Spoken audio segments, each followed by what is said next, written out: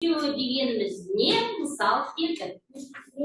Мысалы, кеше. Сен бірінші сұраққа толық жауап беріңдер. Мезгіл істеуі дегеніміз не деген сұрақ сенде қалып бара жатыр?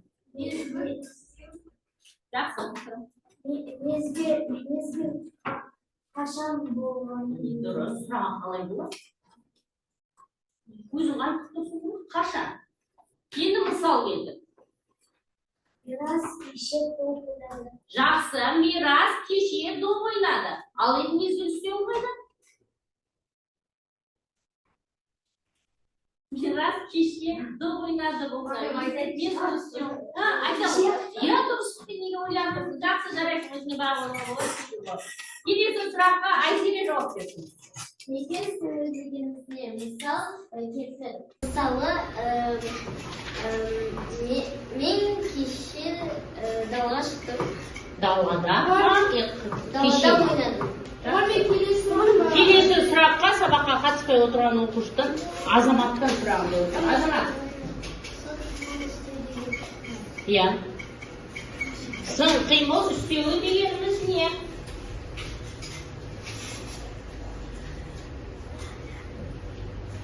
Сын қимыл істеуі дегеніміз не? Біз оны қайталадық. Иә? Жақсы, Мирас көмектесіп olsun. Азамат кішкене үйде қайталады.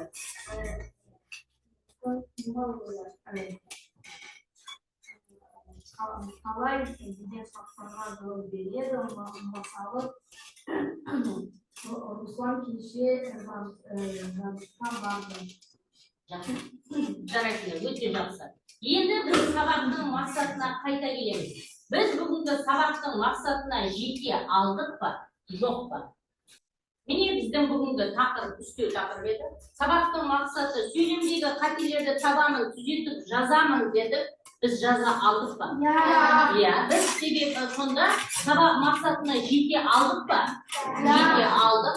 Үстеулерді ажыратамын және қолданамын деген мақсатқа жете алдық па? Біз ажырата алдық, иә, оларды және қолдана алдық. Біз бүгінгі сабақтың мақсатына толықтай жеттік деп ойлаймын. Жақсы, енді сендер кімге сабақ ұнады?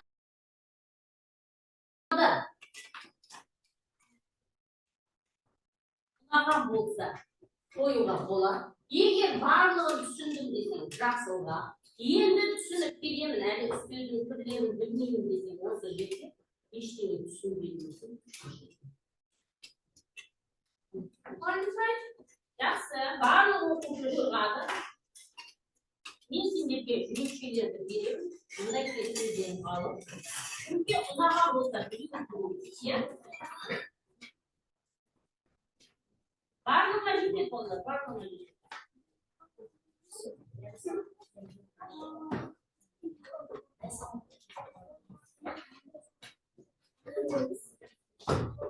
Ол сендердің күнделікті ұялы телефоннан пайдаланатын әдістеріне.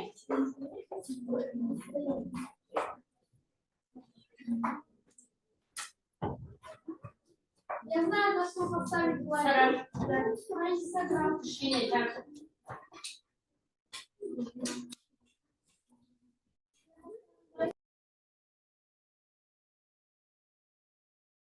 Жақсы, барлығына сабақ ұнады деп ойлаймын.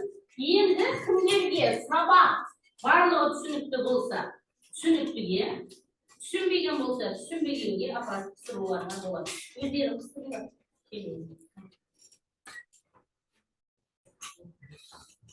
Барлығы түсінікті жасылға,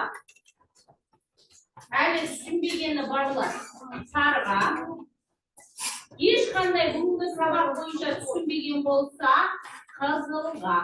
Барлығына беремін. Бізде енді түсініп келемін, әлі мекеністі түптемол істеуін түсінбедім деген бір ғана, ал ешқандай түсінбедім дегенде бір ғана. Оқушылармен кішкене қайталап, сабақты, иә, ережелерді қайталап, жаттығуларды орындауға бізде мүмкіншілік бар екен. Жақсы, бүгінгі сабағымыз аяқталуға жақын қалды. Бүгінгі сабаққа өте жақсы қатысқан оқушылар өздерін бағалап отыр. Төре өз бағасын айтыңызшы. Бүгінгі сабақта Төренің қазақ тілінен бағасы қалай? 35 балл. 35 балл алдым. Енді сендер сол 35 баллды шағыңдар кішкене қандай баға болады? 4 болады деп ойлайсыңдар, иә? Сендер одадан тапсырасыңдар бағаны, балмен шағып айтады, иә? Жақсы, Төренің бағасы жалпы 10 балл демей қояйық, 9 балл. Сабаққа қатысқан үшін рахмет. Жақсылап қайталап келдіңіз. 9 балл. Ал енді екі жол тастаңдар да үй жұмысы.